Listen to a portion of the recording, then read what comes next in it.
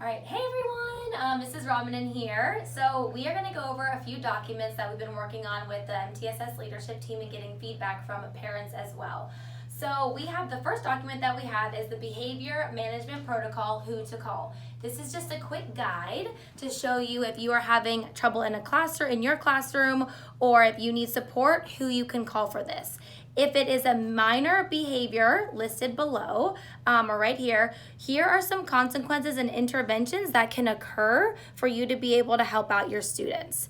If we move over here to the middle section, this is counselor managed problems. So just to give you a quick idea of some things that we are able to support you with and some interventions that we can give based off of the behavior. And then if this is a major behavior, again, office managed problems, so problems listed below such as repeated minor behaviors or chronic disrespect, dangerous behavior, things like this, you can easily read them right here. These are a list of interventions that can be done. The biggest thing for us to remember is that if it's a major behavior or repeated minor behavior, we're going to write a referral. And that will help give us some data and document as to what does our school look like in terms of behavior, where does it happen, when does it happen, things like that. What is the antecedent that's starting this? And so that brings us to our next document, which is the actual referral form. So we have come up with this referral form so that, again, if there's repeated minor behaviors or major behaviors in the classroom or on the bus or at recess, wherever that may be, fill one of these out. This is not this is not going to, I guess, look this isn't going to reflect how you are as a teacher. This is just to be able to give us documentation as to where and when this is happening, and also look for patterns if it's the same student. So definitely make sure that we're filling these out, and we're going to get these carbon copied so that you're going to be able to have a copy yourself, and then administration is going to be able to get one, and they're going to be easily accessible in the workroom and throughout the school as well. The next topic that I'm going to discuss is the MTSS behavior system. And the first document I'm going to share is an MTSS behavior referral.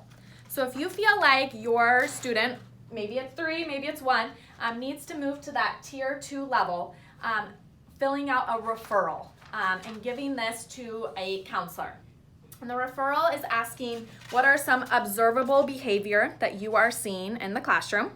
And then it's also asking just what interventions have you done within the classroom, and then just getting a snapshot of their grades and communication that you have had at home with the parents. How often have you communicated these concerns, and what did that conversation look like? Once you have filled out this referral and you have given it to a counselor, you will be given a checklist of the MTSS Tier 2 or Tier 3 process. And if you have any questions about what's next, the checklist lays it out for you. So for example, before you even give a referral, you should have had parent communication over the phone, 2 to 5 discipline referrals to the office, then you fill out the referral.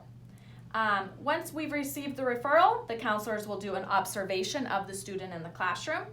Then we'll meet as an MTSS team to discuss the data that this student has.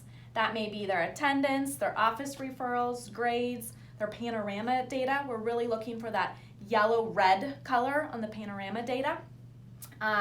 Again, calling home, telling them that we're thinking about putting them on a Tier 2 or Tier 3 supplemental plan or intensive plan, making sure a letter is sent home, and that will be the MTSS team's responsibility. Questionnaire, getting feedback from the parents. What are they seeing at home? Consulting with the nurse, administration, providing contacts for outside resources for families, whether that's counseling or a disciplinary form, and then conferencing with the student, telling them, hey, this is the intervention that's going to take place with you, and then being consistent with that intervention by tracking the data. So we'll begin using standard treatment protocols with that student, and then that data is then put into ECATs so that we can track. And then setting up a time that we are going to meet again, review that data, and determine are the interventions working or do we need to change our intervention.